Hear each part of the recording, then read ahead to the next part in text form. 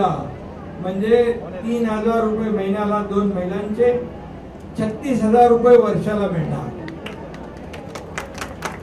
आणि त्याचबरोबर आपल्या घरी 12वी डिप्लोमा डिग्री झालेला आपला मुलगा, काही लोक विरोधक म्हणाले लाडकी बहीण आणली, लाडका भाऊचं काय, लाडका भाऊला पण आणला। आणि 6,000, 8,000 आणि 10,000 स्टायपेंड देणारे देशातलं पहिलं राज्य आहे। आणि मग ते आपण योजना सुरू केली। मुलींचं परिवारामध्ये मुलाला प्राधान्य देतो आपण शिक्षणाला, आणि मुलगी मागे राहते म्हणून मुलींचं 100% मोफत हायर एज्युकेशन आपण करणार आहे। तिला इंजिनियर व्हायचंय, डॉक्टर व्हायचंय, का व्हायचंय ते सरकार करणार। अशा प्रकारच्या अनेक योजना आपण सुरू केल्या।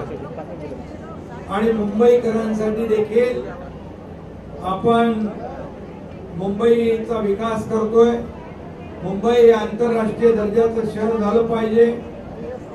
मुंबई ही आपली आर्थिक राजधानी आहे आणि म्हणून पुढच्या 2-2.5 वर्षामध्ये मुंबई पूर्णपणे खड्डेमुक्त होणार, सगळे रस्ते काँक्रीटचे होणार, एकही रस्ता डांबराचा राहणार नाही। खरं म्हणजे आधी करायला पाहिजे होतं ना, 15-20 वर्षापूर्वी करायला पाहिजे होतं ना। 15 वर्षामध्ये रिपेरिंगला किती पैसे गेले माहिती आहे तुम्हाला? 3,500 कोटी रुपये। आता हे 3,500 कोटी कोणाचे? तुमच्या पब्लिकचेच आहे ना, जनतेचे पैसे। आणि मग 2 वर्षापूर्वी जसं सरकार आपलं स्थापन झालं, पहिला निर्णय आम्ही घेतला खड्डे मुक्त मुंबई करायची।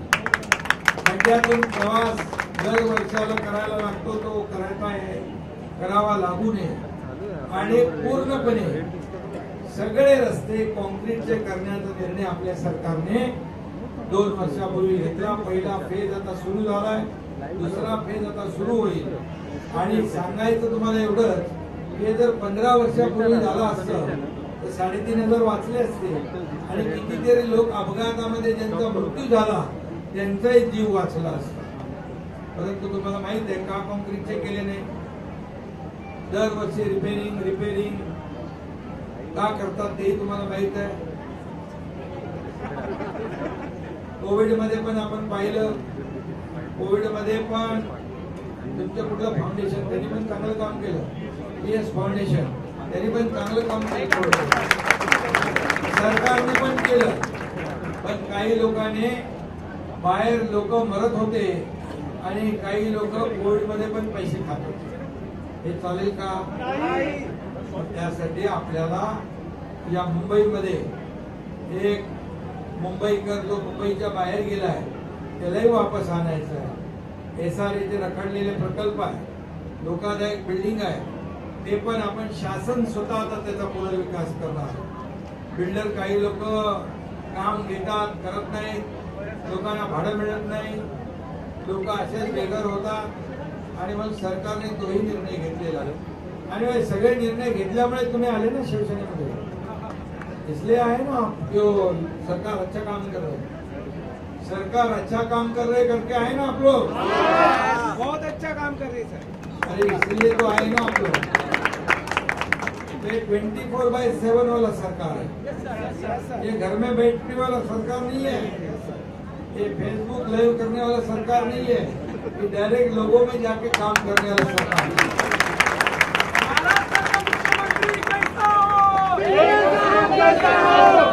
आणि म्हणून तुम्हाला मी सगळ्यांना धन्यवाद देतो। आणि तुमचं जे काय काम सुरू आहे अजून जोरात काम सुरू करा। तुम्ही जो विश्वास दाखवलाय तो विश्वास पूर्ण करण्याचं काम आम्ही करू। आता अंधेरीमध्ये काही जी काही कामं आहेत ती देखील तुम्ही सांगा आम्हाला। त्या भागामध्ये तुम्ही राहता, त्या भागात महापालिका राज्य सरकारच्या माध्यमातून जी काही कामं आहेत ती आपण करू, तिथल्या लोकांना न्याय देऊ। इतके वर्ष न्याय मिळाला नसेल पण आपण न्याय देऊ त्यांना आणि त्यांची कामं करू। हे पुन्हा एकदा मनापासून सगळ्यांना धन्यवाद देतो। खरं म्हणजे एवढी मोठी महिला आपली संख्या आहे, महिला आघाडी जास्ती आहे तिकडे. सगळ्या लाडक्या बहिणी आलेल्या आहेत माझ्या. लाडक्या बहिणींच्या खात्यामध्ये पैसे जाणार. विरोधकांना टेन्शन आलंय, हे आता पैसे गेल्यावर लाडक्या बहिणी काय कोणाचं ऐकणार नाही आणि म्हणून बोलता ही योजना खोटी आहे, पैसे नाही मिळेंगे, ये होगा. पण आम्ही पूर्ण पैशाची तरतूद केलेली आहे. पूर्ण पैसे तुम्हाला रक्षाबंधनच्या अगोदर 2 हप्ते 2 इन्स्टॉलमेंट तुमच्या खात्यामध्ये. लाडक्या भाऊ बहिण्यांच्या बरोबर लाडके भाऊ पण आहे. या लाडक्या भावांसाठी योजना केलेली आहे. आणि म्हणून तुमच्या भागामध्ये एवढंच मी सांगतो, हे विरोध करणारे जे लोक आहेत, हे विरोध करणारे सख्खे भाऊ नाही, सावत्र भाऊ आहेत. आणि तुम्ही लक्षात ठेवा यांना बरोबर, कारण त्यांना ही योजना लागू करायची नाही, त्यांना या योजनेला विरोध करायचा आहे. तुम्ही इतके वर्ष दिला नाही, आम्ही देतोय तर का विरोध करता? कुठून आणणार पैसे, कसे करणार, ते तुमचं काय काम आहे? आमचं काम आहे ना सरकार म्हणून. सरकार म्हणून आम्ही देणार. त्यामुळे तुम्ही काळजी करू नका. फक्त जे विरोध करतात त्यांना बरोबर लक्षात ठेवा. जे विरोध या योजनेला करतात त्यांना बरोबर लक्षात ठेवा, कारण त्यांना द्यायचं नाही. जे आम्ही देतोय त्याच्यामध्ये अडथळा निर्माण करायचा आहे. परंतु सरकारने निर्णय घेतलेला आहे. सगळ्या लोकांनी तुम्ही आशीर्वाद दिलेले आहे, त्यामुळे सरकार तुमच्या पाठीशी आहे. पूर्ण योजना, जेवढ्या योजना आम्ही जाहीर केल्या त्या सगळ्या योजना लागू करणार.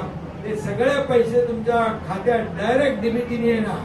म्हणजे मध्ये कोणी एजंट वजन नाहीये. जय जय श्रीराम, जय श्रीराम.